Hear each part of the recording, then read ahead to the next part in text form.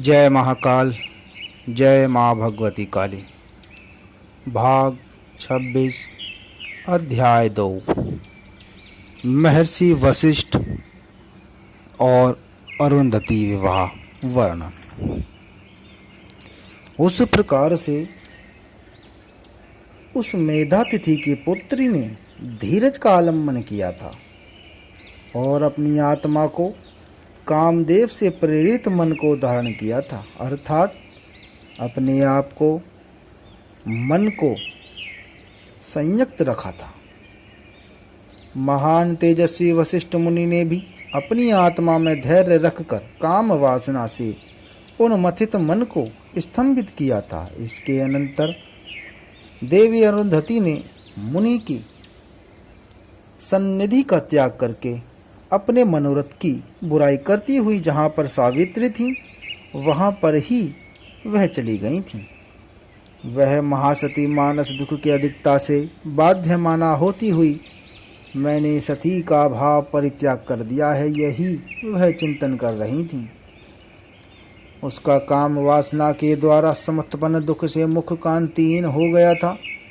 उनका संपूर्ण शरीर भी मलान हो गया था और गति भी मलिन हो गई थी, और यह विचार किया था और अपने मन की बुराई करती थी कि यह मन की वृत्ति मृणाल के तंतु के ही समान परम सूक्ष्म है और उस क्षण में छिन्न हो जाया करती है। सतियों की स्थिति अत्यंत अल्प चलपता से ही विनिष्ट हो जाया करती है। यही सती के धर्म को पढ़ाकर मुझे चरित्र व्रत वाली सावित्री ने कहा था। सावित्री देवी ने धर्म को यह सार उद्धृत किया था, अर्थात मुझे बतलाया था, यह आज पर के पुरुष में मनोरथ से नष्ट कर दिया है। तात्पर्य यह है कि दूसरे पुरुष में रम जाने ही से वह नष्ट हो गया है। उस समय उस मेधातिथि की पुत्री अरुंधति, क्या वहाँ पर पराये में मेरा मन होगा? इसी विचार को बढ़ाते हुए यही वह चिंतन कर रही थी। दुख से आर्त वह बहुला और सावित्री देवी के समीप पहुँच गई थी।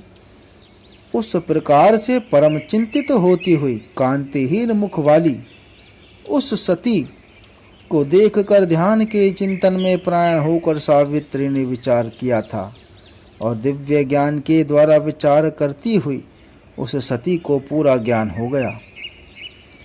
जिस प्रकार से वशिष्ठ मुनि ने साथ अरुंधति का अवलोकन हुआ था और जैसा उन दोनों ने अत्यंत दुस्सह काम वासना प्रवृत्त हुई थी, दिव्य दर्शन करने वाली सावित्री ने अरुंधति के मुख की कांति की हीनता का हेतु भी जान लिया था। इसके अनंतर सावित्री के मेधतिथि की पुत्री के मस्तक पर हाथ रखकर महादेव जी ने, जो चरित्र व्रत वाली सावित्री थी, उनसे यही कहा था कि हे बेटी, किस कारण से तुम्हारा मुख भिन्न वर्ण वाला हो गया है? हे गुणोत्तमो, जिस प्रकार से नाल से छिन्न होने वाला पद्म जो सूर्य के ताप से तापित हुआ होता है, उसी भांति तुम्हारा शरीर कैसे मिलान हो गया है। जिस तरह से चंद्र का बिंब छोटे से काले बादल के द्वारा सव्रत होकर मलिन हो जाया करता है, वैसे ही तुम्हारा मुख हो गया है। हे भद्रे, तुम्हारे मन का आंतरिक भाव की चिंता से युक्त जैसा लक्षित हो रहा है, इसलिए तुम मुझे जो भी गोपनीय रहस्य की बात हो और जो भी इस दुख का कारण हो, उसे मुझे बतला दो। मार्कंडेय मुनि जी ने कहा।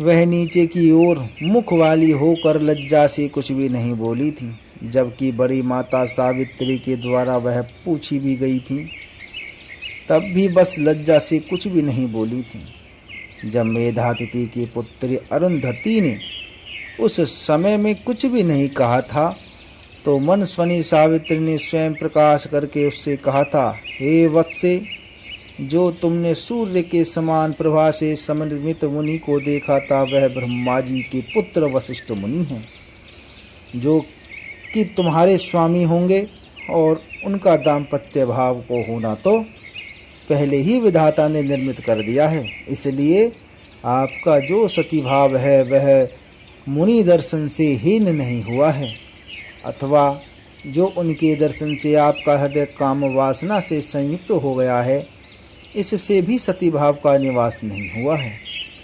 अतएव जो तुम्हारे मन में दुख है उसका परित्याग कर दो। हे शोभने, तुमने पूर्व जन्म में परम दारुण तप करके ही उन मुनि को अपना पति बनाना तय किया था। इसी कारण से वह भी तुम्हारे लिए सकाम हो गए थे। हे वत्से, तुम श्रवण करो कि अपने ही इस वशिष्ठ मुनि को अपने पति के स्थान में वर्ण किया था, जैसा कि वहाँ पर जिस भाव से निरंतर आपने तप किया था। मार्कंडेय मुनि जी ने कहा, सावित्री ने यह कहकर जैसे पहले संध्या हुई थी और अपने चंद्रभागा के तट पर पर्वत में जिसके लिए तप किया था, जिस तरह से ब्रह्मचारी के रूप में वशिष्ठ मुनि ने बोध के वचन से उपदेश की हुई तपस्या की थी, और जैसे भगवान विष्णु प्रसन्न होकर प्रत्यक्ष रूप में प्रकट हुए थे, जिस प्रकार से उसके लिए वर दिया था और जैसे भार्या की ही स्थापना की थी, अथवा जिस प्रकार से वशिष्ठ मुनि को अपना पति होना चाहा था, उसी प्रकार से मेधातिथि ने यज्ञ किया था, और जैसे तुमने अपने शरीर का त्याग किया था और जिस रीति से उनको पुत्री ने जन्म ग्रहण किया, उस समय में उनको यह विस्तार पूर्वक क्रम से बहुला के साथ सावित्री से कहा था।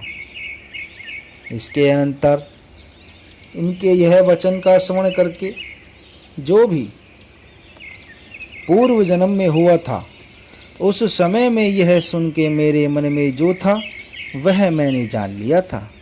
इस रीति से वह अत्यधिक लज्जा को प्राप्त कर नीचे की ओर मुख वाली हो गई थी, और सावित्री के वचन से वह पूर्व जन्म के स्मरण वाली हो गई थी।